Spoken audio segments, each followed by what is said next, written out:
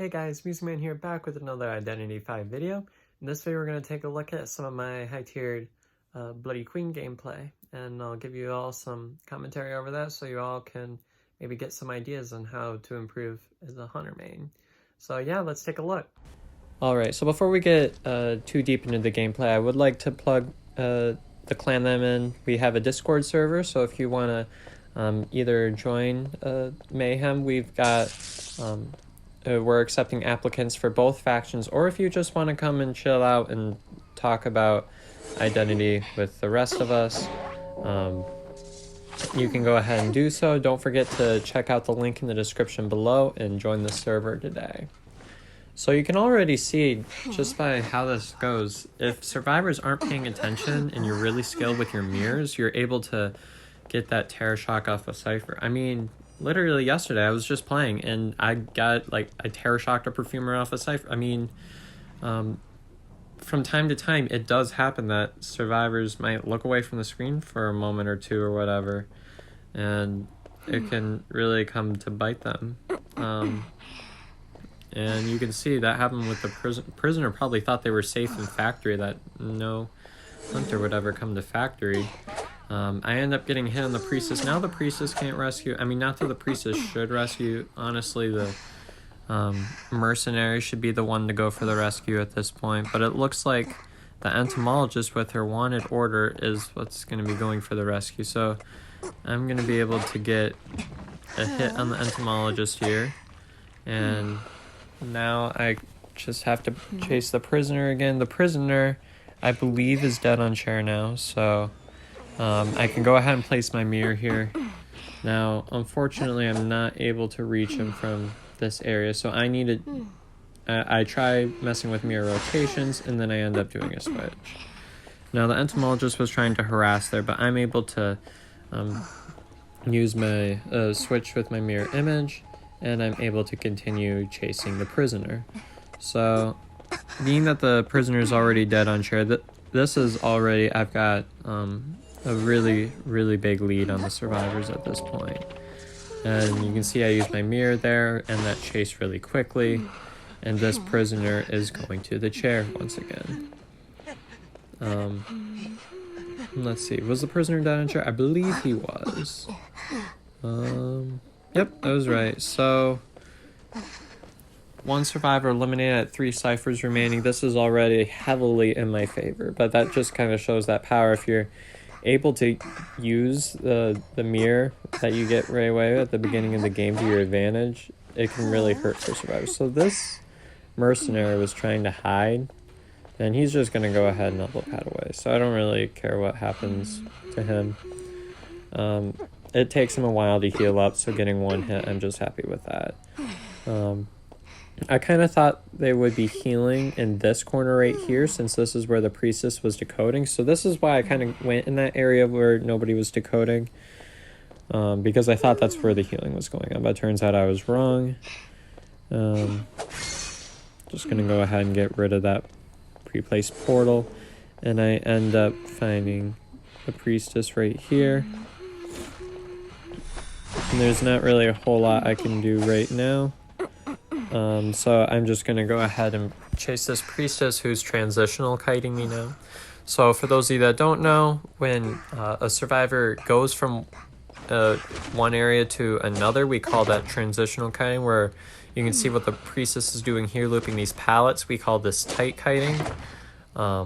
Against Bloody Queen, she is kind of pretty good against both, which is why she's so good in chases that it's really tough for survivors to kite her in general. The best you can do is try to run from a diagonal to the mirror, like diagonal away from the mirror, so that you can mess with the Bloody Queen's sort of depth perception. And being that I want this down right away, I'm going to go ahead and place my patroller down. And this is going to allow me to get an easy down with the patroller here. I don't know how those missed, but I do end up downing the priestess there. So I'm going to go ahead and take the priestess to the chair. There's 2 ciphers remaining, so there's a good chance I could win, but there is a possibility of a tie. So just kind of looking from the progress of the game, that's about where I'm at, is that this could be a win, but this could also be a draw. And I see my tinnitus is going off, so whenever I walk up these stairs into the basement, I'm always looking behind because I've had so many survivors try to drop down there just to sort of jump scare me. I'm going to just go ahead and destroy these bugs here. And the entomologist is there. I should have waited a little bit so I could do that jump trick there, but I can go ahead and place my mirror here, and I end up getting the terror shock on the entomologist. So now I'm just going to go ahead and place the entomologist on the chair. This was ranked and not 5v5, so I'm not going to worry so much about slugging. I just want the win. So I go ahead, get the entomologist on the chair, and now I'm just looking for where the mercenary is at. And what I want to do is I don't want the mercenary to be able to get to the priestess at all chances. So I kind of thought the mercenary was going to try to elbow pad in. But you can see that the mercenary was trying to rescue the priestess first, which led to a very predictable save attempt that I was able to exploit and terror shock on the chair. So that's just kind of some ways that you can use basement and a little bit of game sense to your advantage. So now we're going to move on to round 2, which is on Sacred Heart Hospital. Another really great map for survivors. Bloody Queen is able to deal with this map better than most hunters are. So because Ruins is broken and Hospital is broken. Whenever you're kiting as a survivor, you want Ruins to either Ruins or Hospital to be your go-to. And you can see this Gravekeeper looks... I would have recommended that Gravekeeper try to get into Hospital, but instead he's going to try to pallet loop at these 2 pallets here. And he actually does a pretty nice job here for a while. So I should have just went ahead and broke that pallet sooner because he's going to be able to dig pretty soon. And I end up getting a first hit on the Gravekeeper there. Now, I am carrying Patroller like usual. But Patroller doesn't really work a whole lot against a Gravekeeper because a Gravekeeper is able to just dig and negate that. Now he's not able to. He should have taken that hit in transition because now I'm able to just follow-up attack. So already this is a really nice first down, and what I'm going to do is I'm going to take this Gravekeeper down to the basement and Hospital. So you can see, just like last round, basement is really easy to take advantage of. Now the hard part about this one is if the coordinator decides to come for the rescue, because and you can see from the quick chat that's what's planning to happen. Just because the coordinator gets a free stun, it makes that really, really difficult. So the coordinator let me get a hit before she was able to flare gun me, so that kind of worked out for me. And I'm going to try to hit the Gravekeeper here. I successfully do that instead of dealing with the body block. And you can see they're going to be trying to transition their way out of Hospital because they don't want to get caught in basement again. And what I'm trying to do here is I'm going to down the coordinator as well.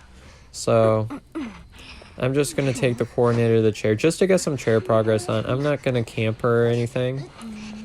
I just want to go ahead and get the coordinator, get some chair progress on. Just for 1, it disrupts a bit of the decoding, and 2, it leads to some progress later that I can take advantage of. And you can see the priestess is making her way, but actually the perfumer ended up getting that rescue. So that also means that now that was kind of a useless tide because I wasn't camping there. And here's a priestess here. So watch what I do here. I'm going to throw down my Patroller since I know that I've got enough chair progress down to be successful with that. And watch what I do here. The priestess is going to try to go for a rescue. I know that the Patroller dog is going to be able to bite her enough. And then I knew she was going to try to go for the rescue. After you use Patroller enough, you're able to take advantage of those predictions really, really easily. So I'm going to go ahead and get a second hit on the perfumer just so that she's not able to use her ability so much against me. And I'm going to go ahead and make my way back to the priestess, who was actually able to self-heal. See, that's how quickly that priestess was able to self-heal, and she could have made it to hospital, but decides to go over to, I think this is 6th pallet. I don't know. I just call this area gazebo because of that big statue there that's in the middle. That's just what I like to call it. And I'm going to go ahead and take the priestess to the chair. Yeah, the nice thing about playing Bloody Queen is she's able to deal with nearly every part of the map really, really easily compared to other survivors. And I know I'm trying to look for where that rescue is coming from, but I end up finding where the last cipher is being decoded instead. So, I mean, I'm not going to camp the priestess. I'm just going to instead try to down whoever's decoding the last cipher. And I do end up downing the perfumer there with my mirror. And now I'm going to go ahead and take the perfumer to the chair. And yeah, this is a very awful corner for survivors to work around. So really, that perfumer couldn't have done anything at all. So I'm going to go ahead and try to get a first hit on the coordinator. You can see I'm successful with that. And this is going to make it really easy for me now to try to get a double hit. Now, the priestess is also here. So I can go ahead and try to patrol her off of the priestess. Try to maybe do like the same trick I did last time. However, I'm not successful this time with preventing the rescue. So I always want to go after whoever is trying to decode that final cipher, which happened to be the coordinator, which is nice because now the coordinator already has chair progress down, and I'm going to chair her next to the cipher. So now this makes it really easy for me to patrol here. And I know both the survivors are in this direction. I think they're trying to heal up, so I'm going to go ahead and make my way this way. I'm able to use the priestess portal and predict where the perfumer was going to be going. And I'm going to go ahead and I'm just going to try to get another Terror Shock here. This is what I was going for here. See, it's really close to being eliminated. And you can see again, if the survivor waits too long, they can become very, very predictable. So mirror rotate here, and then I'm chasing the priestess again. And the priestess can't self-heal anymore, so I'm able to make my way back to the perfumer. And the perfumer takes extra long to heal, so I wasn't too stressed about the perfumer getting back up. And yeah, this is pretty much GG's for round 2. So you can see that if a survivor, the key thing I want you to get from this match is if a survivor is getting really close to either passing the line or really close to being eliminated, that can lead to some really easy Terror Shocks from the hunter side. I was able to do that twice, once with the priestess and once with the perfumer. Okay, now we're going to go back to where we started, which is on Leo's Memory. I kind of like to include a lot of matches on Leo's Memory because Leo's Memory tends to be a map that survivors just straight up hate. Or not survivors, hunters, most hunters just tend to straight up hate this map. And I'm going to go ahead, and the coordinator is going to try to tight me. And what I'm going to do is I'm just going to throw down my patroller. My mirror is under cooldown.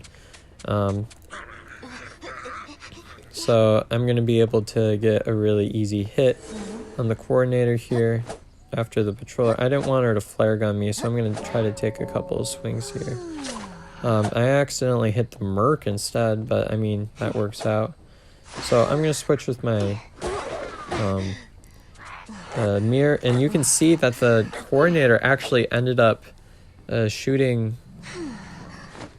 after the hit once again. And you can see that if you're fast enough with your reflexes, you're able to hit before anybody's able to go for the rescue or anything. Or that coordinator is able to go for the shot. And I'm just trying to patrol the ciphers here, keep them off of the ciphers. And the thing about Doc is hitting the dock is not super useful unless you down her. However, it does take away from the Cypher Rush if I'm able to do so. And I'm going to go ahead and chase this Coordinator here, use a charge attack, Coordinator's down, and I'm going to look around for this Cowboy. I know this Cowboy's sticking around, and I know I need to down him or else he's just going to lasso these survivors up. And this is the nice thing about Bloody Queen, is that her attack lasts so far. And I'm going to go ahead and switch with my mirror and down the Cowboy. So that's just how fast you can take down a harasser if you're playing Bloody Queen. I'm going to make my way back to the Coordinator now, and the Coordinator is going to be coming right to the chair. Now I've also got the Cowboy down, so I can take advantage of that as well. And watch what I do here. I'm going to look around and try to figure out where that rescue is going to be coming from. But being that the Cowboy is right here, I can go ahead and wait for when the rescue happens. I think the Mercenary is coming for the rescue at this point. My Tinnitus is going out, so I'm going to pick up the Cowboy, especially being that the chair progress is almost done. I'm going to hit the Merc here. I get a double hit on the Coordinator, and I'm going to go ahead and now place the Cowboy back onto the chair. So I see that the Merc is also here. Somehow that missed the Merc. I don't know how that missed the Merc, but I'm going to try to figure out where the Coordinator is at now because she's dead on chair. I thought she'd go for this Cypher because a survivor would be going over there, but I end up seeing in the distance the survivor running to the Coordinator, and I know that she's running to the Coordinator because, I mean, where else would she really be running to at this point? And I do end up seeing the Coordinator here, so this works out. Now, I kind of goof up here, I believe. Yeah, I didn't look around beforehand to see whether the harasser was there, and the Cowboy ended up getting a nice lasso there. So now I know that I need to take down that Cowboy because he hits his lassos. There's 3 Cyphers remaining, so I'm still in relatively good shape. That was a good lasso there. That was a really good lasso. I'm just having a hard time downing this Cowboy this time around, so I'm going to go ahead and I deal with the Cowboy, down the Cowboy, and now my mirror is already set for me to switch. And the doc ended up, that increased healing allowed the doctor to heal the Coordinator up. So I'm just going to once again hit the doc, interrupt that Cypher Rush, and I'm going to go ahead and continue going after the Coordinator. And I want to keep going after the Coordinator so that, because the Coordinator is dead on chair. So of course I'm going to want to chase her. So now I'm going to...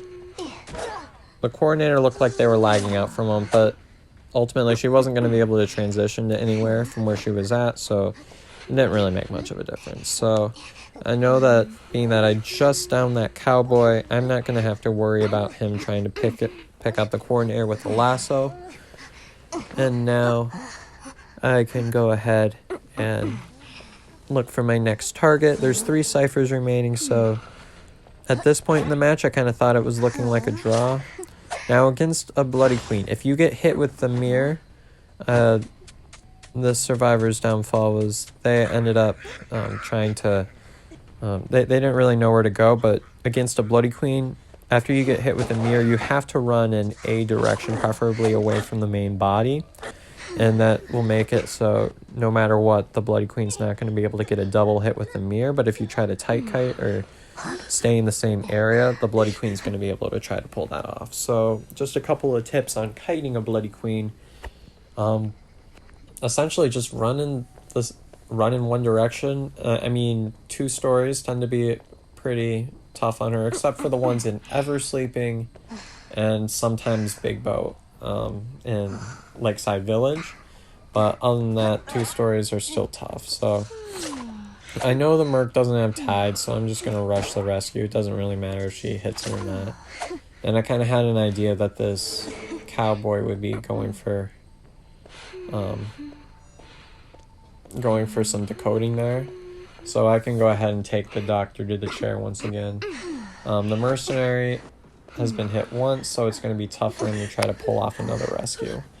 And so that pretty much means that the cowboy will probably have to go for another rescue, but I mean, that's not absolute. The cowboy could also go for another rescue. And you can see that's exactly what he's trying to do now. He lassos right over me. That was a good lasso. And I end up hitting the cowboy. Now, cowboys usually don't carry ties, so I wasn't really too worried if the cowboy was able to pull a rescue off, because I'm able to make a quick down with my mirror there. I'm going to switch with my mirror, and now I'm right on the cowboy, and I'm able to down the cowboy. So now I've got my 2 downs that I need in order to secure a win for this game. So I'm going to go ahead and take the doctor to the chair now. And then I'm going to go ahead and take the cowboy next. Now, once again, if this was 5v5, you can take this point, slug for the 4-man.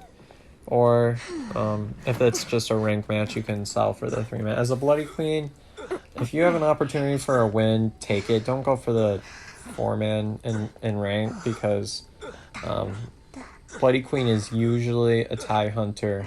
If you haven't put hours and hours and hours into playing Bloody Queen, it's 90% of the time, I would say, like a draw in mid-tiers. She's really tough to get to the point where you've got enough game sense, you're able to use your mirrors effectively enough to be able to know that you can pull off that you can pull off a win with her in rank. So I go ahead and get another hit on the mercenary, and now the merc's been double hit. Now his passive ability, his only shot is if he's able to get to dungeon, which at this point doesn't really look like it's gonna happen. And at that point the merc elbow padded, so I kind of lost track of the trail for a little while. But the mercenary ends up getting down, and that's a 4-man. That's the game. Well, I hope these videos are helping you all. If you have any questions or comments, please let me know in the comment section below so I might be able to help you out. Yeah, and I'll see you next time. Thanks for watching.